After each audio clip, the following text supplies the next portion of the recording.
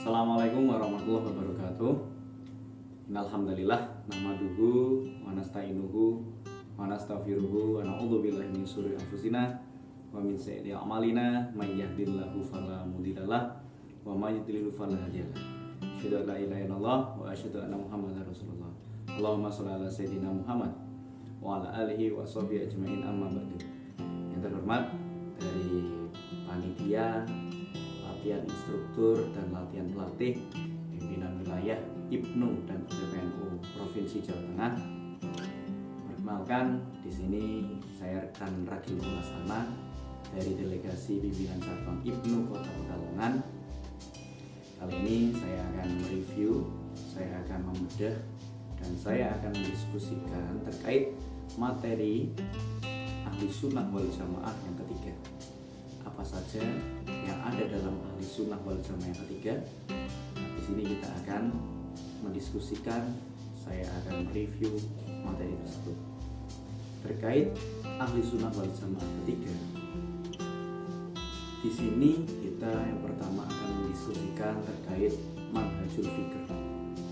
Apa yang dinamakan manhajul fikr? Ahli Sunnah wal Jamaah atau yang sering disingkat Aswaja secara sederhana dapat diartikan sebagai kelompok yang mengikuti sunnah Nabi dan ajaran para sahabat Nabi. Aswaja oleh sebagian orang sering dianggap sebagai madzhab. Sebagian lainnya menyebutnya sebagai manhajul fikr atau dalam arti bahasa Indonesia yaitu metode berpikir. Untuk sementara saya memakai pengertian yang kedua dengan berbagai peradaban. Aswaja sebagai manhajul fikr adalah respon para sahabat atas situasi umat yang kacau pada saat itu. Tidak dapat dipungkiri bahwa kemunculan firqah-firqah atau kelompok mazhab Islam banyak dilatar belakangi oleh situasi politik umat Islam saat itu. Setelah wafatnya Nabi Muhammad SAW, para pemimpin Muslim harus menentukan bentuk umat seperti apa yang harus mereka pilih, yang harus mereka bawa. Satu pimpinan untuk memimpin seluruh suku dan kelompok yang ada. Di Arab yang menganggap bahwa ikatan darah sangat sakral. Contoh katakanlah Nabi Muhammad, akrab ataupun kerabat yang paling dekat yaitu Abu Bakar As-Siddiq. Nah, saat itu Abu Bakar As-Siddiq melalui proses, melalui pengalamannya dan melalui harismatiknya ditunjuk sebagai pemimpin Islam pengganti Nabi Muhammad saat itu. Dengan demikian, Abu Bakar dipilih menjadi khalifah pertama Nabi melalui suara mayoritas. Nah, dapat disimpulkan di sini sejak zaman dahulu juga sudah menggunakan teknis ataupun format demokrasi, ataupun bisa dilihat di sini ada suara mayoritas, berarti sudah ada konsep voting. Lalu menghadapi Muawiyah dalam perang pada saat itu, Muawiyah yang menyadari kekalahannya kemudian memainkan peran politiknya. Dia menancapkan Al-Quran ditombak sebagai bentuk perdamaian dengan semuanya. Kelompok loyalis Ali pada saat itu kemudian terpecah karena sewajarnya pada saat itu sahabat Nabi itu ada 4. Yang pertama Abu Bakar As-Siddiq, yang kedua yaitu Umar bin Khattab, yang ketiga Utsman bin Affan, dan yang keempat atau yang terakhir yaitu Ali bin Abi Thalib. Nah, pada saat Khalifah Ali bin Abi Thalib di situ terpecah menjadi banyak. Kelompok yang semula setia pada Ali lalu keluar dari barisannya karena saat itu mereka saling tuding menambah rumit kondisi umat dan dibohongi oleh pengkhianat Muawiyah.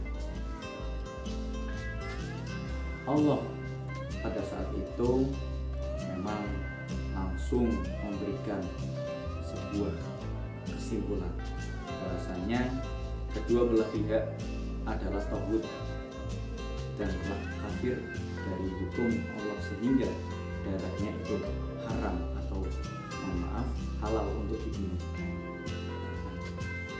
Di sini singkatnya terjadilah konspirasi untuk membunuh Ali, dan Muawiyah yang pada akhirnya berhasil membunuh Ali, yaitu sedang meloloskan diri. Situasi yang kacau, saling menyalahkan, memfitnah, membunuh, dan memunculkan kelompok-kelompok yang memiliki pikiran menjaga peradaban dan keamanan umat. Bagi kelompok tersebut, situasinya sangat kacau. Nah, mereka dibiarkan mengeser umat yang dibawa pada kemunduran dan kehancuran. Oleh karena itu, ini sangat menjadi pembelajaran yang sangat-sangat diperlukan oleh agama Islam. Nah, dari situ NU muncul ataupun berinisiasi akan adanya peradaban-peradaban baru yang tidak akan meninggalkan sejarahnya. Di sini NU hadir melalui peradaban local wisdomnya, yaitu local wisdom Indonesia. Kita mampu menjaga dan merawat budaya, kita mampu merawat ataupun melestarikan entitas kita di Indonesia, sedangkan kita tetap menjalankan ibadah sesuai dengan keyakinan masing-masing. Nah, kultur NU ataupun cara berpikir dengan prinsip aswaja ini diadopsi oleh NU yang bermandatkan Sunni memakai prinsip aswaja dalam merumuskan kultur gerakan dan keagamaannya. Nah, di sini pada oportunistisnya dengan prinsip keaswajaan NU sangatlah berbeda dengan yang lain ya. Aswaja sebagai manhajul fikr adalah upaya dari cara berpikir yang bertujuan menjaga peradaban dan stabilitas keamanan manusia di muka bumi ini. Ini bisa kita bayangkan, NU tidak hanya berbicara terkait negara Indonesia saja, melainkan seluruh dunia. NU merupakan organisasi terbesar di dunia yang mampu merawat, melestarikan budaya dan tidak mencampur adukan dengan agama. Nah, di sini kita juga patut melihat konsep aswaja oleh NU kemudian ditelurkan menjadi beberapa nilai.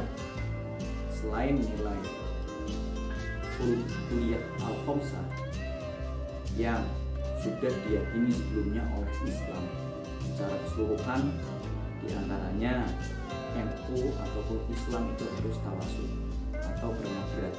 Modrat di sini bisa kita artikan bahwasanya seorang muslim harus toleran, harus menyikapi persoalan dengan dingin. Terus yang kedua, tasamuh. Seorang muslim harus toleransi kepada sesama muslim, bahkan non muslim. Terus selanjutnya ada tawazun, yaitu imbang. Jika kita berbicara terkait sesama muslim, yang pasti kita harus adil. Terus kita berbicara non muslim, itu pun harus sama halnya seperti itu, karena di dunia ini derajat kita sama semuanya. Terus di situ ada ta'adul atau al-adalah, yaitu adil.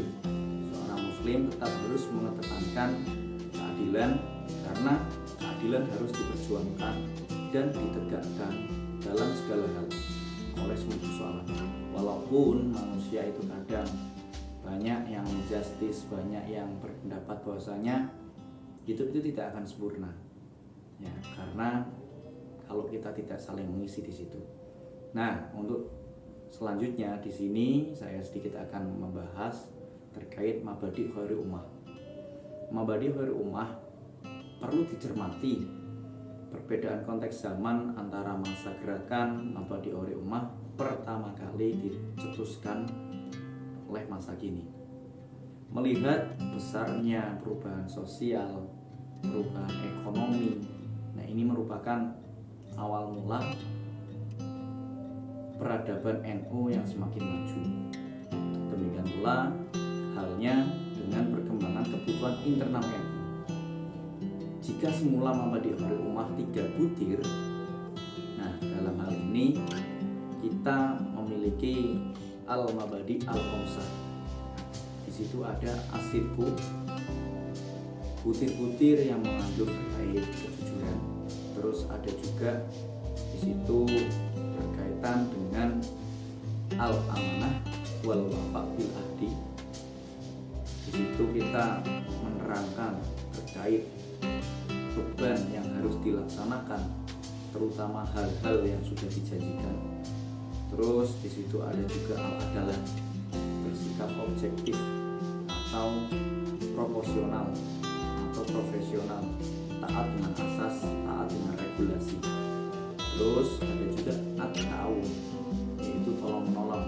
Kita sesama umat harus saling tolong menolong, harus saling menghormati, gotong royong, sembuyung bareng-bareng. Terus ta'awun itu sendiri mempunyai arti timbal balik. Kalau kita menolong orang lain, pastinya nanti kita akan ditolong oleh orang lain juga. Di sini kita tetap memiliki prinsip saling toleran, saling tolong menolong, dan yang terakhir yaitu istiqomah. Dalam pengertian di sini yaitu teguh ataupun konsisten. Karena sifat istiqomah itu sangat perlu dan penting dilakukan dalam keseharian kita. Di sini kita memiliki prinsip Muhammadiyah Horil Ummah didorong oleh kebutuhan-kebutuhan yang ada pada sekarang, yang ada pada masa sekarang milenial ini. Karena kita kalau tidak menyesuaikan dengan zaman, pastinya kita akan sulit dalam memahami dunia, apalagi dunia sekarang itu dunia digital. Maka dari itu, pada kesempatan kali ini saya akan Radil Pungkasana sedikit mengulas, sedikit memberikan penjelasan mengenai tadi ya, Ahlussunnah wal Jamaah yang ketiga. Dan di sini saya menyimpulkan arti dari aswaja ataupun Ahlussunnah wal Jamaah yang ketiga. Kita harus tetap moderat menggunakan 5 prinsip tadi, karena kita sangat loyal sekali terhadap organisasi, kita sangat kompak sekali, kita merupakan organisasi terbesar yang ada di Indonesia bahkan di dunia.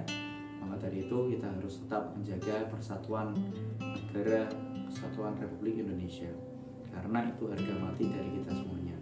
Mungkin itu saja yang dapat saya sampaikan. Semoga kita dapat berjumpa di lain waktu, dan semoga video kali ini merupakan bentuk dari penugasan menuju latihan instruktur dan latihan pelatih BW Ibnu dan IPPNU Jawa Tengah tahun 2022. Itu saja dari saya. Terima kasih. Wallahul muwaffiq ila aqwamit thoriq. Wassalamualaikum warahmatullahi wabarakatuh.